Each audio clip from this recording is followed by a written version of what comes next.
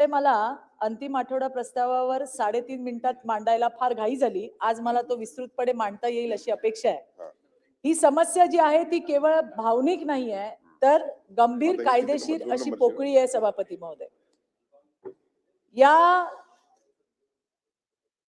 या देशातील किंवा जगातील प्रत्येकालाच असं वाटतं की आम्हाला चांगली सून मिळायला हवी, चांगला जावई मिळायला हवा आणि मग उपवर मुलं मुली हे आणि त्यांचे परिवार विश्वासाने मॅट्रिमोनियल साइट्स आणि ऍप्सचा त्या ठिकाणी वापर करतात.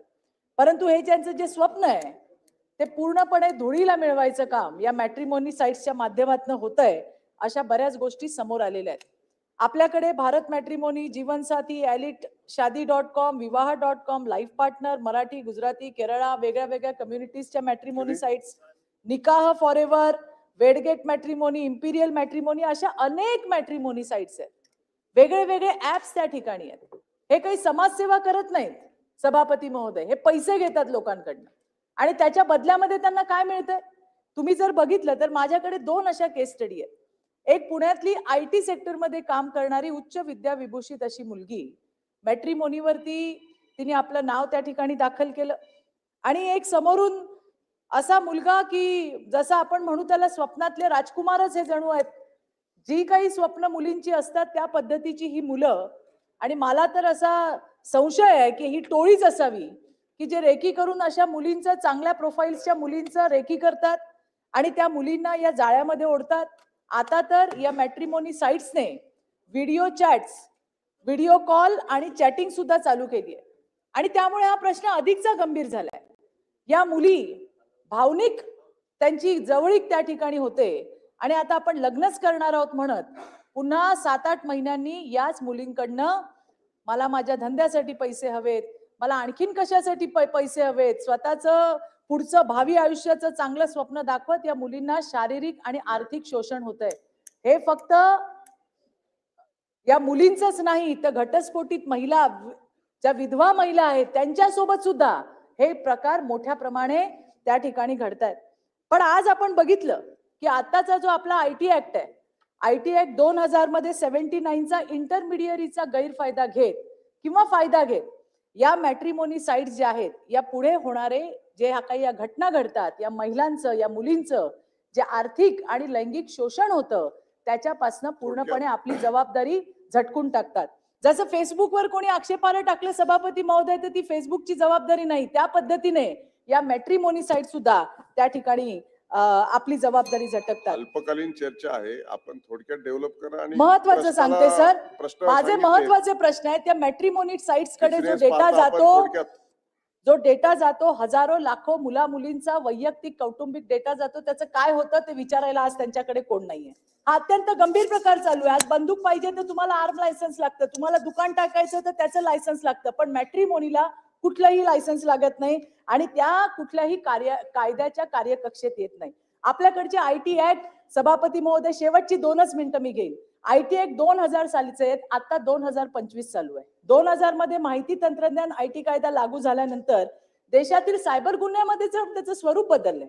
आज sextortion, cyber bullying, ransomware, data leak, phishing attack याचं कुठल्याही सायबर गुन्ह्यांचं हे नवीन प्रकार आता उदयाला येत आहेत, ज्याची कुठलीही व्याख्या आपल्या सायबर कायद्यांमध्ये नाहीये आणि म्हणून या कायद्यांमध्ये या गुन्ह्यांचा उल्लेखही नाहीये. हा कायदा अद्ययावत करणं हे आवश्यक आहे आणि यासाठी मुंबई शहरामध्ये मुंबई पोलीस ऍक्ट अंतर्गत मुंबई पोलीस आयुक्तांचा प्रशासकीय आदेश आणि बाकी राज्यामध्ये गृह विभागाचा प्रशासकीय आदेश देता येईल का याचा विचार होणं हे फार गरजेचं आहे. IT ऍक्ट 2000 या स्टेट अमेंडमेंट होऊन दोन्ही सभागृहात संमत होऊ शकतं का याचाही विचार त्या ठिकाणी केला पाहिजे.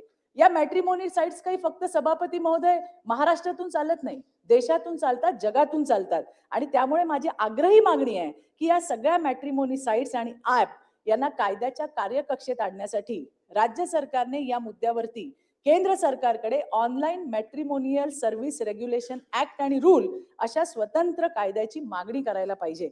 आपण विवाहासारख्या पवित्र नात्याला पूर्णपणे अनियंत्रित अशा डिजिटल बाजारपेठेच्या हवाली करू शकत नाही आहोत आणि म्हणून माझी कळकळीची या सभागृहाला विनंती आहे आणि सरकारकडे माझी ही मागणी आहे की या मॅट्रिमोनी साइट्स या कायद्याच्या कार्यकक्षेत आणाव्यात आणि ज्या काही मी शक्यता सांगितल्या आहेत त्या कृपया तपासून पाहाव्यात. धन्यवाद सभापती महोदय. मंत्री महोदय. सभापती महोदय, सन्माननीय सदस्य चित्राताई वाघ यांनी महत्वाची सूचना इथे मांडलेली आहे. एकंदरीत सर्वप्रथम आपल्याला कल्पना आहे ताई की केंद्राचा हा IT ऍक्ट आहे.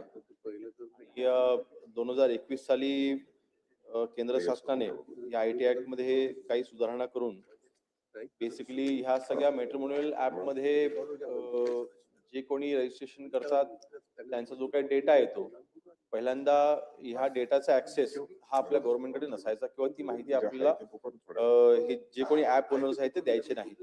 परंतु आता मात्र 2021 मध्ये ही सुधारणा झाली आहे आणि नियम 3(1) च्या नुसार आता आपल्याला या ऍक्टच्या मुळे जो काही डेटा समजा एखाद्या व्यक्तीने तिथे फ्रॉड केला किंवा तिथे अपव्यवहार करायचा प्रयत्न केला तर आणि त्याच्याविरुद्ध तक्रार दाखल झाली तर त्याची संपूर्ण माहिती ही त्या ऍप ओनरने आपल्याला कंपल्सरी आता देणेच आहे.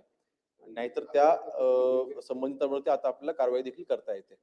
नंबर 1. नंबर 2, आपल्याला आपण इथे जे सुचवलेलं आहे की बेसिकली राज्य सरकारच्या मार्फत केंद्र सरकारला आपलं कळणं आवश्यक राहील की ह्यामध्ये मॅट्रिमोनियल ऍपच्या साठी सेपरेट तिथे एक विंग तयार करून किंवा त्याचं सेपरेट त्याच्यामध्ये कायद्याची चौकटी तयार करून त्याच्यावरती कारवाई करण्यासाठीचं वेगळं बंधन असावं अशी आपली मागणी जी आहे.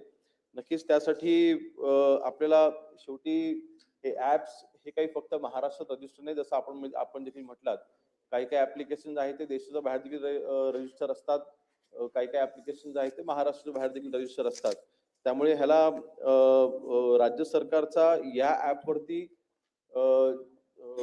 अर्थातच पूर्णपणे कंट्रोल असत नाही, परंतु त्याची माहिती नक्कीच आपल्याला उपलब्ध करून घेता येईल. आणि या IT ऍक्ट मध्ये ह्या सायबर फ्रॉडचा वापर करून किंवा सायबरचा वापर करून जे काही मुलामुलींना फसवण्याचे प्रकरण होत आहेत ते जास्तीत जास्त रोखण्याकरिता कायद्यामध्ये काय बदल करणं आवश्यक असेल तर नक्कीच आपल्या देखील आपण मला तर सूचना द्या, आपण त्या केंद्र सरकारकडे आपण कळवू. एक प्रश्न लास्ट.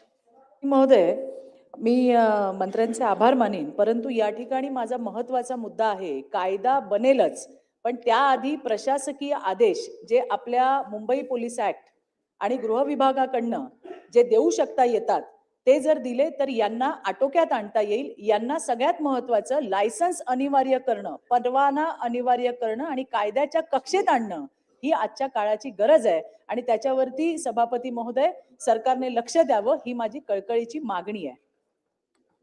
हे ऍप्लिकेशन्स बेसिकली ज्या कायद्याच्या अंतर्गत हे सगळे ऍप्लिकेशन रजिस्टर होतात किंवा अस्तित्वात येतात तो मुळात कायदाच हा केंद्र सरकारचा आहे.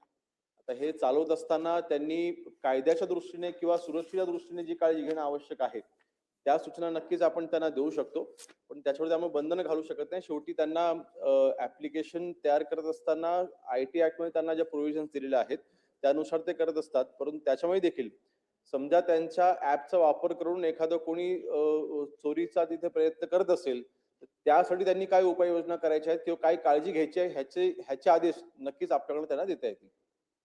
लक्ष्मीदी